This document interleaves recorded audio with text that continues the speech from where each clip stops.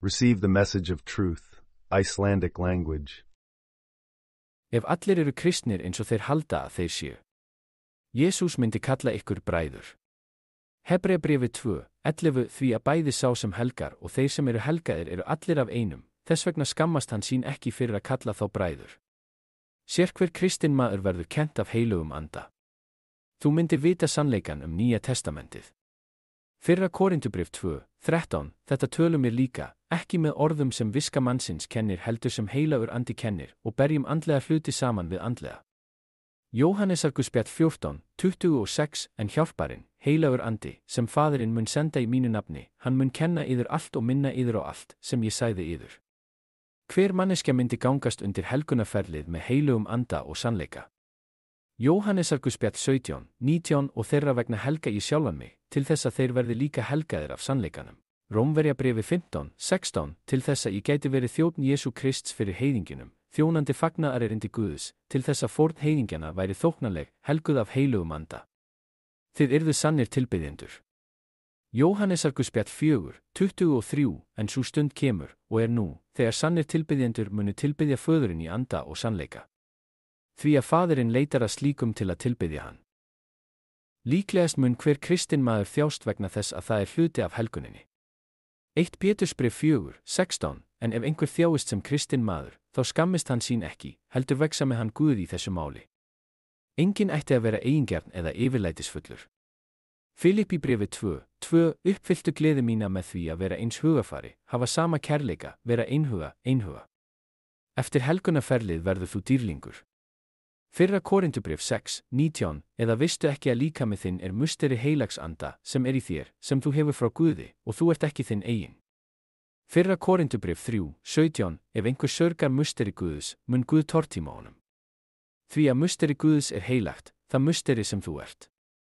Efesusbréfið 2:20-22 Byggt á grundvelli postulana og spámanana og Jesús Kristus sjálfur er hornsteinninn, 21 Í honum vex öll byggingin, samfarin, upp í heilagt musteri í drottni. 22 Í honum eru þér einnig reistir saman til búsetu Guðs í andanum. En allir eru trúaðir, ekki kristnir. Af hverju? Hinn mörgu trúfélög ættu að segja öllum að maðurinn er að gera hlutina á sinn hátt. Enginn hefur sannleikanda. Allir sjá Guð á sinn hátt og skilja ekki leið Jesú. Prestar og leiðtogar standa fyrir framan söfnuð sinn og kalla sig kristna og kalla söfnuð sinn kristna. Þeir skilja ekki Nýja testamentið og hafa ekki hugmyndum hvað Guðsríki snýst. Þeir verða ríkir með því að gefa þér falskar upplýsingar. Kristnir prestar og leiðtogar hefðu ekki skaðað drengi og stúlkur kynferðislega í mörg hundruð ár og halda því áfram í dag. Kristnir prestar og leiðtogar myndu ekki auðgast af söfnuði sínum. Þeir gátu ekki selt bækur vegna þess að allir myndu fá kennslu af heilugum anda og vita sannleikan vegna þess að þeir eru kristnir. Prestar og leiðtogar hefðu ekki verið að fremja guðlast gegn heilugum anda fyrir framan söfnuð sinn og fylgjendur sjónvarps í mörg ár. Lúkasarguspjall 6:39 Og hann talaði við þá dæmisögu, geta blindir leitt blinda, falla þeir ekki báðir í skurðinn.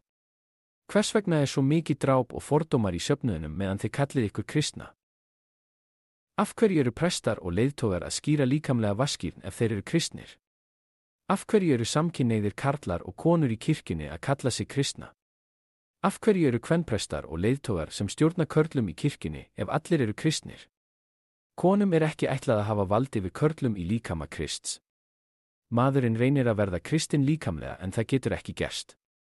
Eins og segir í Rómverjabréfinu 8:8 Þannig geta þeir sem eru í holdinu ekki þóknast Guði. Þú getur aðeins orðið kristinn andlega. Þú þarft anda Krists, anda Guðs og anda sannleikans til að verða kristinn. Matteus 28:19-20 gefur þér skilgreiningu á kristnum manni. Matteusarguspjall 28:19-20 segir, farið því og gerir allar þjóðir að lærisveinum, skýrið þá í nafni Föður, Sonar og heilags anda, 20 og kennið þeim að halda allt það sem ég hef boðið yður. Og sjá, ég er með yður alla tíð, allt til enda veraldar. Amen.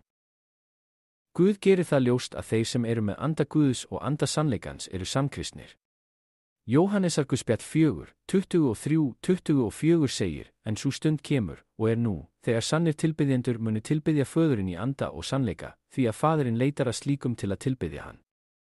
24 Guð er andi og þeir sem tilbiðja hann verða að tilbiðja í anda og sannleika. 1 Korintubrif 2:14 En náttúrlegur maður tekur ekki á móti hlutum Guðs, því að þeir eru heimska fyrir hann. Vegna þess að þeir eru andlega greindir ritningar á hverjum degi til innblásturs, þú biður stöðugt en þú skilur ekki andahlutan í þér eða skilur Nýja testamentið.